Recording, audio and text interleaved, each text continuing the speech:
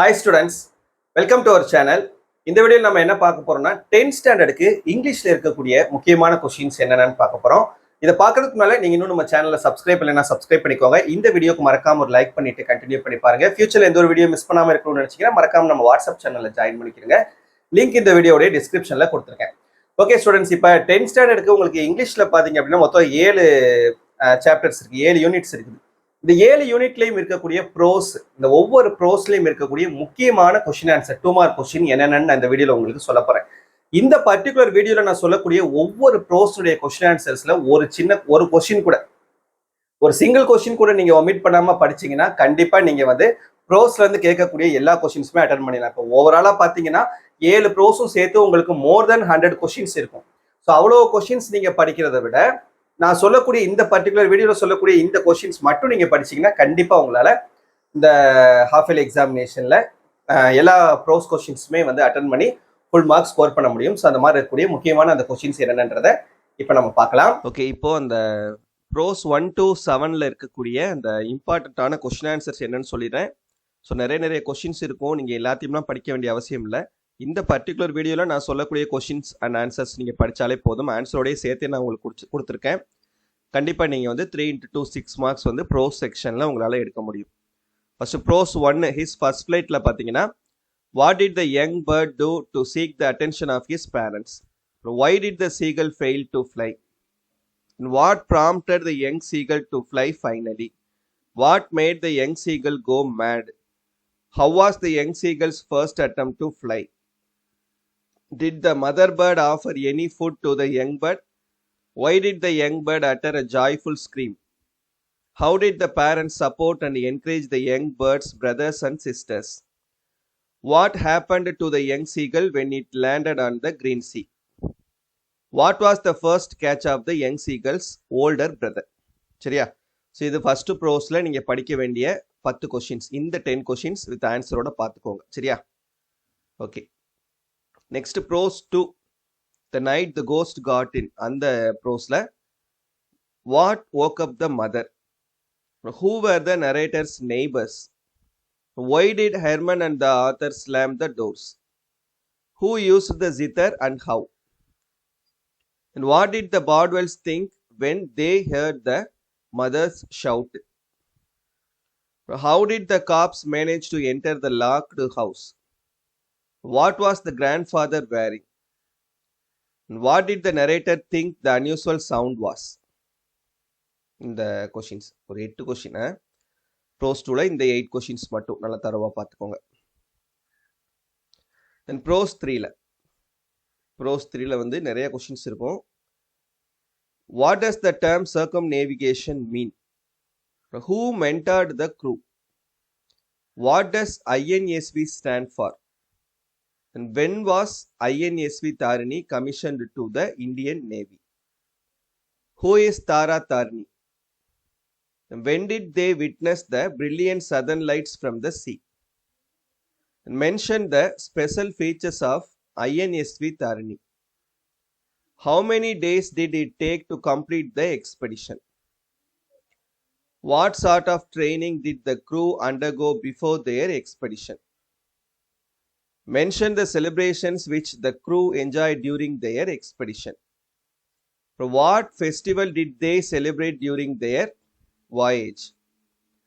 Which factor motivated the crew to undertake this expedition? Where did the crew undergo their basic training? ஓகேவா? இது உங்களுக்கு 3rd lesson, empowered women navigating the world. அந்த லெசன்ல இருந்து இருக்கக்கூடிய முக்கியமான questions. அப்புறம் 4th lesson the அட்டிக். Why was the Attic a favorite place for the children? Who were Aditya's ancestors?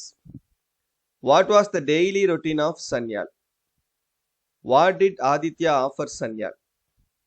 Where was Nagan uncle's shop? What was the condition of the attic?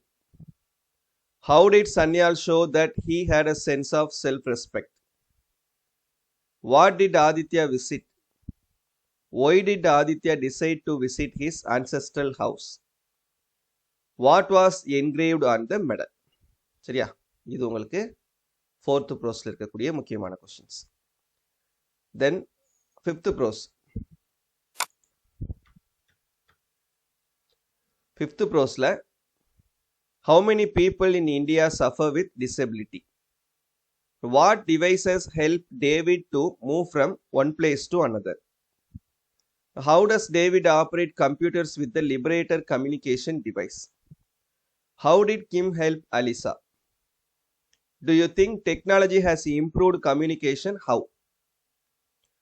What are the benefits of the internet to the common man? Which software helps Alisa to overcome her difficulty in typing? Which devices are controlled using Act 4 controller?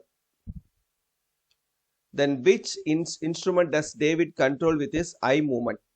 Why is technology important according to David? இது 5th lesson இருக்கக்கூடிய important questions. Then 6th lesson, the last lesson அப்படின்ற அந்த லெசன்ல இருந்து what did M. Hamel say about the French language? Why was France sorry for? Sorry, what was France sorry for? How many years had Hamel been in the village? What kind of news was usually put up on the notice board? When and how did M. Hamel bid farewell to the class? And why did Mr. Hamel blame himself? And why did France dread to go to school that day? What were the various things that tempted France to spend his day outdoors? Other than the students who were present in the class.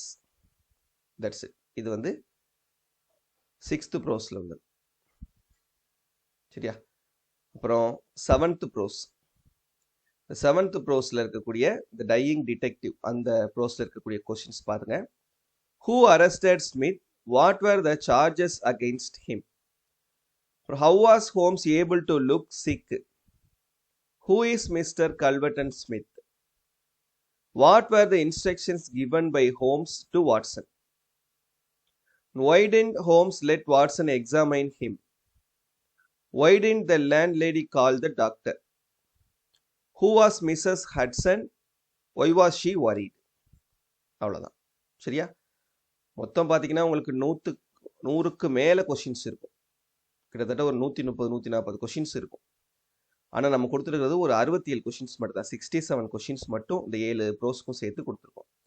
இந்த 67 கொஷின்ஸை நீங்கள் தரவாக படிச்சிட்டிங்கன்னா கண்டிப்பாக இந்த pros செக்ஷன்லேருந்து வரக்கூடிய questions உங்களால் attend பண்ண முடியும். Part 2ல் செக்ஷன் 1ல் உங்களால் 3x2 6 மார்க் ஃபுல் மார்க் வந்து ஸ்கோர் பண்ண முடியும். சரியா? ஸோ இந்த பிடிஎஃபோட லிங்க் உங்களுக்கு நான் வீடியோட டிஸ்கிரிப்ஷனில் தரேன்.